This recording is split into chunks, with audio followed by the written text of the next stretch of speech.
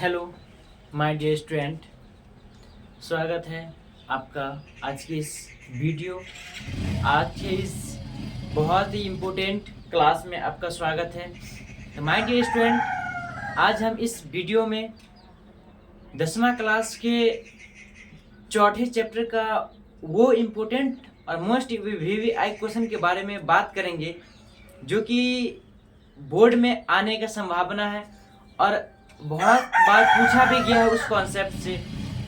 तो आज हम इस वीडियो में मोस्ट वीवीआई क्वेश्चन के बारे में पढ़ेंगे, इसलिए आपसे ये निवेदन, मेरी विनती है कि आप इस वीडियो के ज़्यादा से ज़्यादा दोस्तों को शेयर कर दें। और इस वीडियो पर अगर आप नए स्टूडेंट जुड़े हो तो इसको सब्सक्राइब भी कर दें। तो आइए फटाफट आज के हम इसमें क्या क्या पढ़ने वाले उस टॉपिक के पहले मैं बात कर ली कि आज हम इस वीडियो में किस टॉपिक को खत्म करेंगे, किस टॉपिक को पढ़ेंगे। तो सबसे पहला है गुणनखंड विधि। क्या है?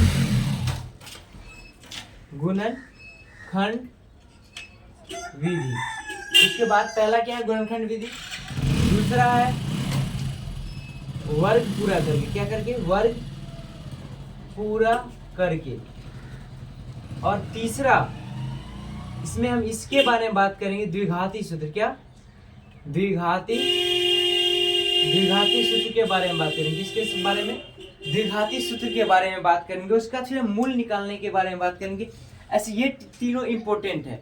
उसका के का मान, जैसे कि अस्तित्व है कि नहीं, डी का मान निकालना सिखाएंगे कि डी का मान कैसे निकाल के हम जांच सकते हैं कि कोई भी द्विघात समीकरण है उसका मूल अस्तित्व निकालना संभव है कि नहीं है, उसके बारे में बात करेंगे। तो आइए फटाफट हम अब स्टार्ट करते हैं। जैसे कि अब ये समझ में आ गया इस में क्या पढ़ने वाले हैं। तो अब यहाँ ये ध्यान देना सबसे पहले कि द्विघाती सूत्र का व्यापक रूप देखेंगे। किसका?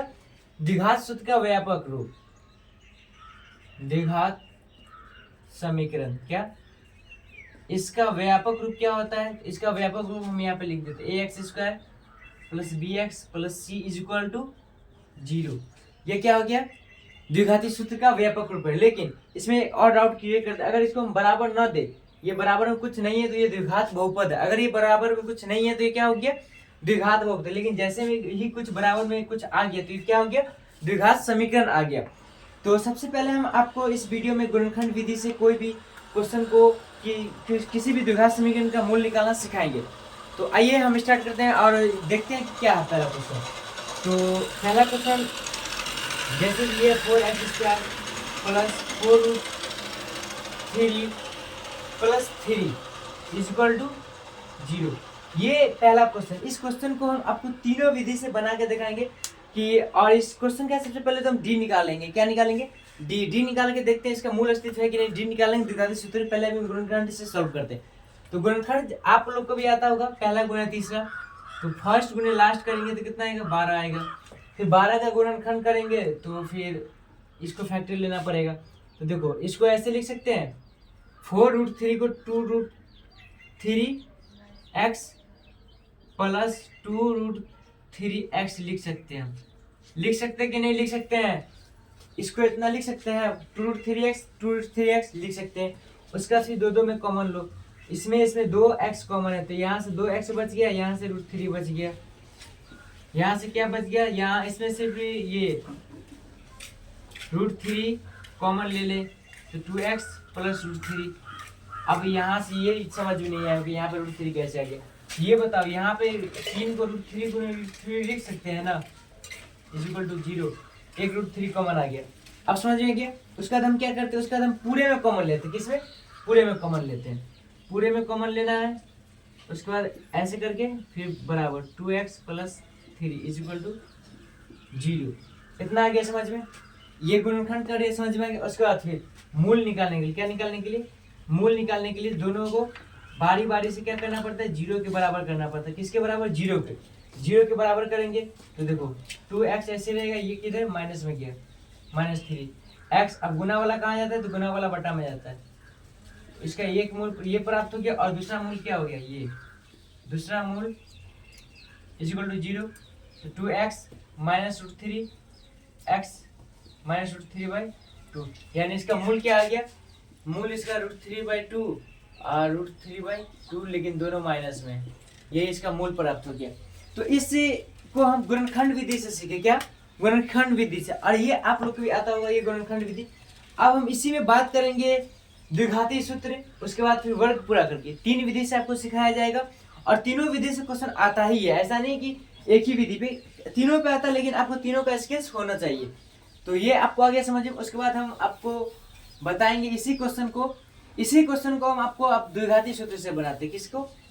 द्विघाती सूत्र से। पहले किससे? द्विघाती सूत्र से, उसके बाद वर्ग पूरा करके। तो द्विघाती सूत्र तो क्या होता है, देखो द्विघात समीकरण का व्यापक रूप क्या होता है, ax² + bx + c होता है ना। ये बताओ, यहाँ पे a का मान पूछे तो a की जगह कितना है, 4 है, a की जगह 4, तो यहाँ पे a का मान क्या आ जाएगा, 4 आ जाएगा। अच्छा, b की जगह क्या है, तो b की जगह यहाँ 4√3 है, और c की जगह क्या है, तो c का मान 3। ये समझ में आ गया। ये मान कैसे लिखे हैं, ये द्विघात समीकरण के हिसाब से देखो, ये x² के बगल में a का मान होता है, x² के बगल में 4 है तो a का मान 4, x के बगल में b का मान होता है, x के बगल में √4 है तो वो x का मान हो गया, नहीं सॉरी b का मान, और c तो c। अब द्विघाती सूत्र होता क्या है, तो पहले तो द्विघाती सूत्र से निकालने के लिए पहले हमको d निकालना पड़ेगा। तो d का फॉर्मूला होता है b² - 4ac। उसके बाद हम निकालेंगे मूल, क्या मूल का फॉर्मूला क्या होता है, तो मूल का फॉर्मूला -b + √d/2a, √d/2a होता है। ये समझ में आ गया। इतना जब समझ में आ गया, ये फॉर्मूला जब याद है, तो इस मेथड से हम पहले इसका जांच करेंगे, इसका मूल अस्तित्व है कि नहीं। अब मूल अस्तित्व कैसे करेंगे, d का मान निकालेंगे, d का मान कितना आएगा, तो मूल अस्तित्व, तो देखो d का मान यदि 0 के बराबर है तो मूल होगा, 0 से बड़ा तो भी मूल होगा, लेकिन d का मान 0 से छोटा है तो मूल नहीं होगा। समझ में आया।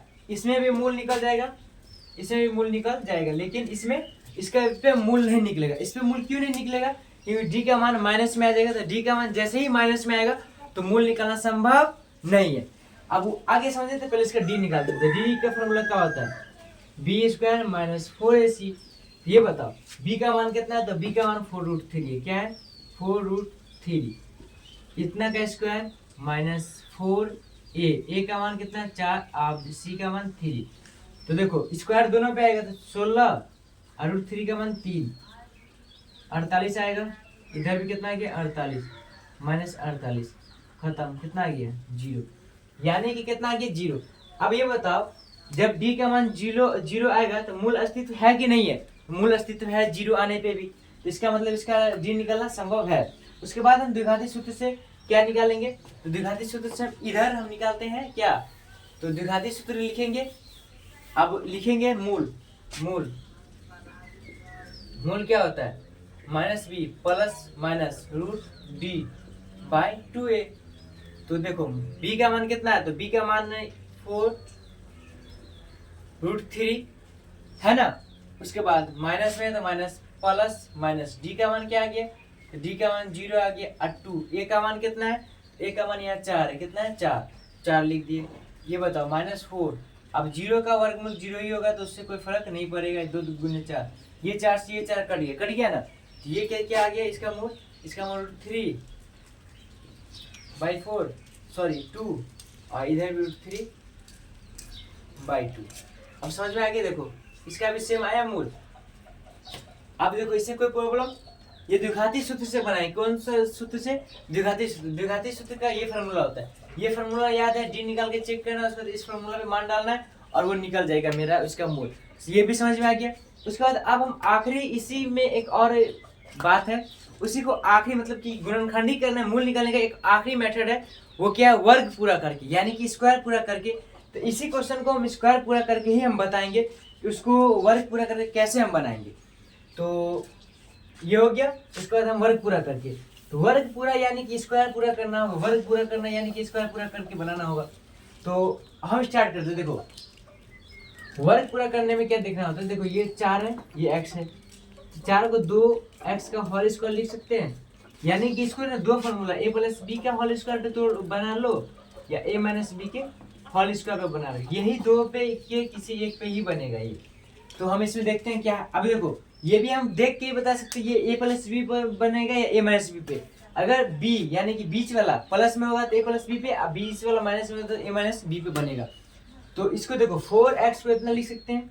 उसके बाद देखो a स्क्वायर हो गया 2, a का मान x, देखो ये 4√3x को ऐसे लिख सकते हैं, देखो 2 3 4 और √3, तो 4√3 x है तो x आ जाएगा। उसके बाद अब ये √3 है ना, तो 3 का स्क्वायर, ये अपने मन से हम किए। अगर ये अपने मन से किए तो प्लस में लेंगे तो माइनस में भी लेंगे। माइनस में क्यों लेंगे? क्योंकि माइनस में इसलिए लेंगे कि ये फिर कट के फिर इतना ही आ जाए। देखो हम ये √3 का स्क्वायर काहे लिए? a प्लस बी के होल स्क्वायर पे सेट करने के लिए। अगर देखो अगर इसको हमको काटना होगा तो देखो ये प्लस में ये माइनस में सेम में कट जाएगा, बाकी तो फिर सेम यही बच जाएगा। उसके बाद देखो यहाँ से लेके यहाँ तक ये क्या हो गया, ये a प्लस बी का होल स्क्वायर हो गया। तो a का मान कितना है 2x और b का मान √3, तो a प्लस बी का होल स्क्वायर हो गया। अब बताओ इसको सॉल्व करो, 3 का स्क्वायर √3 का स्क्वायर 3 और प्लस 3 इज इक्वल टू 0। ये इससे ये कट गया, ये बताओ क्या आ गया 2x plus √3 is equal to 0। अब बताओ ये प्लस में रहेगा तो माइनस में 2x माइनस √3। अब गुना वाला कहाँ जाता है? गुना वाला बटा में जाता है। कहाँ जाता है? लो इससे भी निकल गया, लो इससे भी मूल सेम ही आ गया। तो आप यहाँ पे देखे होंगे एक ही क्वेश्चन को हमने 3 विधि से बनाया। कितना विधि से? 3 विधि। पहला गुणनखंड विधि, दूसरा द्विघाती सूत्र लगा के, और तीसरा वर्ग पूरा करके बनाए, फिर भी तीनों का सेम आंसर है। यानी कि किसी भी क्वेश्चन को हम 3 विधि से उसका मूल निकाल सकते हैं। उसके बाद अब हम मूल के साथ अस्तित्व होने और न होने का जांच करेंगे।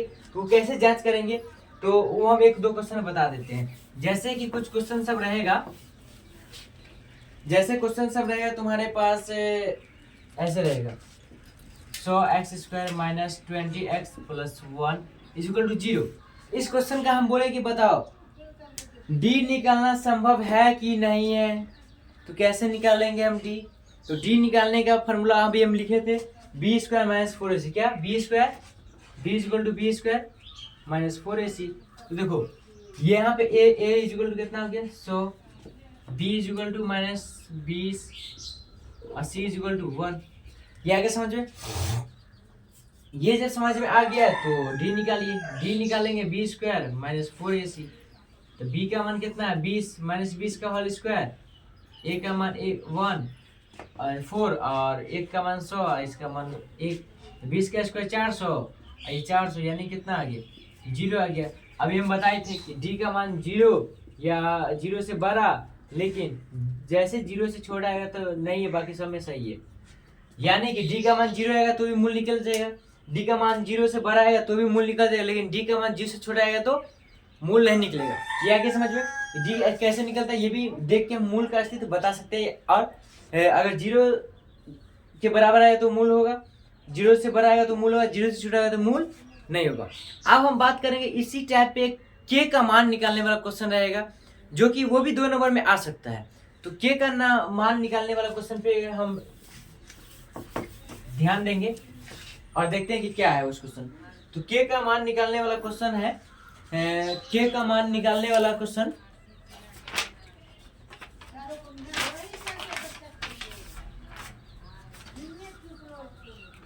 देखो जैसे कि ये है kx into x minus 2 plus 6 is equal to 0। ये क्वेश्चन, इसमें k का मान क्या निकालना है? इसमें k का मान निकालना है। अब इसमें k का मान कैसे निकालेंगे? ये देखो द्विघात समीकरण इसका अभी तो नहीं है, लेकिन इसको बनाया जाएगा, उसका k का मान निकालेगा। ये बताओ इसमें एक और बात कहेगा कि इसका जो है ना मूल, इसका जो मूल है वो दोनों मूल समान है। दोनों मूल, यही इसका कि द्विघात समीकरण है तो उसका 2 मूल निकलेगा, तो उसका दोनों मूल समान होगा। समझ में आ गया? तो इसको पहले गुना कर देते, तो इसको kx² आएगा, इसको मानेंगे 2kx plus 0 is equal to 0, इतना आएगा। अब बताओ इसमें एक और बात कहेगा कि इसका दोनों मूल समान होना चाहिए। दोनों मूल वो भी समान होगा जब d का मान 0 आएगा। जब d का मान 0 आएगा तो दोनों मूल क्या होगा? आपस में समान होगा। तो ये बताओ पहले यहाँ से ये लिखो a का है तो a का मान k, b का है भाई तो b माइनस 2k है। समझ में आ गया? और c क्या है तो c है 6। तो ये बताओ मूल कब बराबर आता है? जब d का मान 0 के बराबर होता है। तो हम यहाँ पर भी डी ही निकालेंगे, तो D B square minus 4ac। आगे समझ में, ये डी है ना, अच्छा डी बी स्क्वायर, तो बी का मान कितना है, तो यहाँ पे डी इक्वल टू 0 रख रहा हूँ, ठीक। अच्छा बी का मान -2 के है, 4 ए का मान के, 80 का मान 6। एनी प्रॉब्लम नहीं होना चाहिए। अब बताओ 2 का स्क्वायर 4, के का स्क्वायर के स्क्वायर, 6 चक 24 के। अब समझ में आ गया। उसके बाद ये बताओ, ये माइनस वाला इधर आएगा तो प्लस में, इधर 0, तो 24 के। अब बताओ ये के से ये के कट सकता है, क्योंकि देखो यहाँ के स्क्वायर के गुने के लिख सकते हैं, के से के कट गया। अब बताओ ये गुना वाला कहाँ जाता है, बटा में जाता है, तो 6 चौक, तो के का मान कहाँ आ गया, के, यानी कि के का मान क्या आ गया, हमको 6 आ गया। के का मान कितना आ गया, 6 आ गया। यानी कि के का मान भी निकालने वाला भी क्वेश्चन पहले डी निकालेंगे, और डी ही निकालने के फॉर्मूला से मेरा के का मान निकल जाएगा। समझ में आ गया। इसमें भी कुछ नहीं करना, जो भी इक्वेशन दिया रहेगा उसमें के डी का मान निकालना, और डी का मान 0 रखना है, और 0 रखने के बाद फिर 0 के बराबर करेंगे तो के का मान निकल जाएगा। इसी में हम एक और क्वेश्चन के बारे में बात करेंगे, शायद वो आपको समझ में आ जाए। तो वो क्वेश्चन क्या है, तो वो क्वेश्चन ये रहा, वो क्वेश्चन है 2x square plus k x plus 3 is equal to 0। अब इस क्वेश्चन में के का मान निकालना है। इस ये तो ज्यादा उतना कॉम्प्लिकेटेड नहीं है, लेकिन यहाँ ध्यान दो, इसमें के का मान कैसे निकालेंगे, तो पहले तो डी का मान 0 के बराबर करना है, तो पहले डी ही निकालेंगे। पहले यहाँ पे सबसे पहले लिखना है ए का मान, ए का मान 2, बी का मान के, और सी का मान 3। इतना जब लिखने के बाद हमें डी लगाना है, तो D is equal to B square minus 4ac। D का मान क्या, 0 रखना है, बी का मान क्या है, के, तो के स्क्वायर 4, ए का मान 2, 80 का मान 3, 0 के स्क्वायर। अच्छा 8 8 3 24, इतना होगा। ये माइनस में इधर उठ के आएगा तो क्या आएगा, प्लस में हो जाएगा, तो प्लस 24 इज इक्वल टू के स्क्वायर। अब ये ध्यान दो, यहाँ से स्क्वायर हटता है तो क्या चढ़ता है, रूट चढ़ता है, स्क्वायर हटता है तो रूट चढ़ता है, तो रूट चढ़ा दो, के इज इक्वल टू रूट 24। इसको सॉल्व करके मान निकालेंगे, तो देखो, तो 2 गुने 6 लिख सकते हैं, तो ये 2 का 102 आ जाएगा, यही के का मान हो गया। अब इसमें भी के का मान भी निकालने वाला समझ में आ गया। उसके बाद हम कुछ ऐसे बताएंगे, एक दो क्वेश्चन और, जो कि इसी का इम्पोर्टेंट है, 4.4 चैप्टर का, 4.4 में होगा या 3 में होगा वो क्वेश्चन, तो उसका भी गुणनखंड करना है। तो उस क्वेश्चन को कैसे गुणनखंड करेंगे, वो सब मोस्ट इंपोर्टेंट क्वेश्चन में आते हैं, समझ में आ गया। तो उसको भी हम क्या करेंगे, देखते हैं। तो ये भी आगे समझिए, के का मान वाला भी।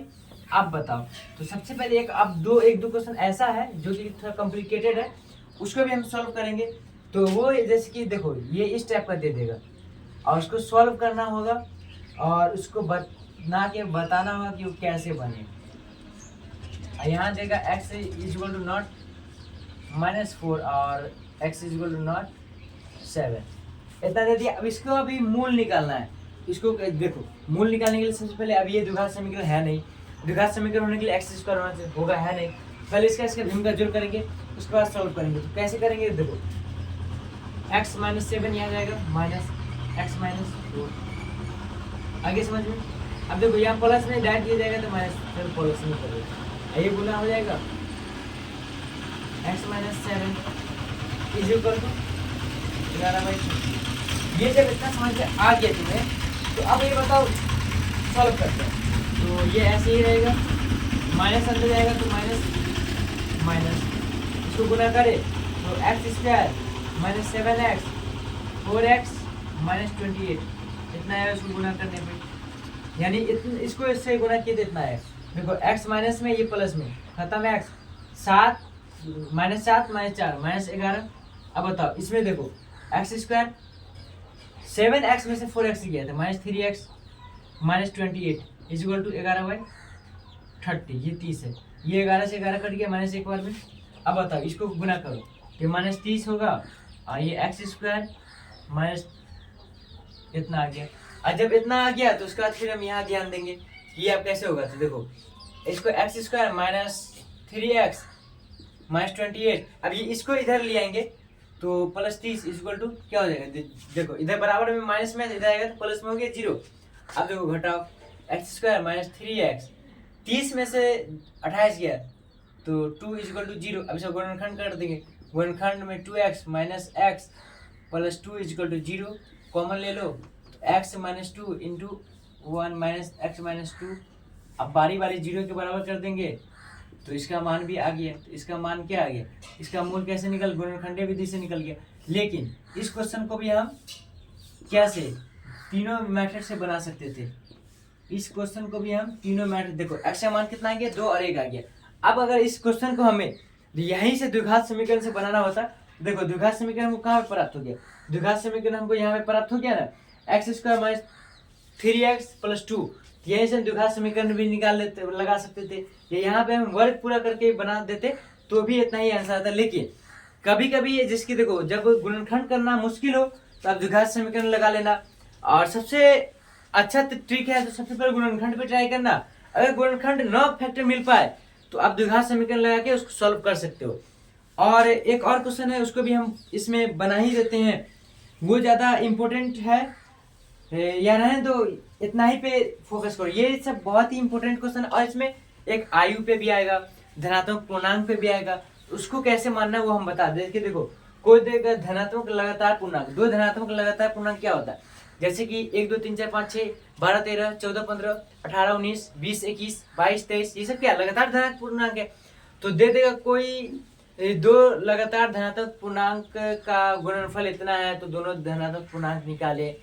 तो उसमें सबसे पहले मानना पड़ेगा, कोई माना कि कोई धनात्मक पूर्णांक x, क्या मानोगे, माना कि कोई धनात्मक पूर्णांक x, यानी कि इस टाइप का, तो ऐसे मानोगे, माना कि कोई धनात्मक पूर्णांक x, तो ये बताओ लगातार कहाँ है या क्रमागत कहेगा, पहला x होगा दूसरा क्या होगा, x+1 ही ना होगा। अगर हाँ ये x+1 हो गया, लेकिन सम संख्या में कह देगा या विषम संख्या में कह देगा तो सब में 2 2 का अंतर होता है। तो मान लो कि अगर पहला x होगा दूसरा क्या होगा, x+2 होगा, चाहे सम हो चाहे विषम हो, पहला x तो दूसरा क्या होगा, x+2 होगा। उसके बाद इसी टाइप का क्वेश्चन है, उसका फिर उम्र का उम्र वाला पे आएगा, इस चैप्टर से उम्र वाला पे भी जिसका मान मतलब कि जिसका उम्र पूछेगा उसी को पहले क्या करना पड़ेगा, उसी को पहले मानना पड़ेगा। उसको मानने के बाद जिससे है तो उसका तुलना कराना पड़ेगा, तुलना कराने का फिर उसको द्विघात समीकरण प्राप्त करेंगे, फिर उसका फिर x का मान निकालेंगे तो हमको उम्र का भी निकल जाएगा। तो आज के इस वीडियो में इतना ही मोस्ट इंपोर्टेंट क्वेश्चन के बारे में हम पढ़े हैं। तो अगर इस वीडियो को आपको अच्छा लगा तो आप शेयर कर दें, स्टडी करें और अच्छे मार्क्स लाए प्राप्त करें और एग्जाम में धूम मचा दें। तो थैंक यू, मिलते हैं नेक्स्ट वीडियो में।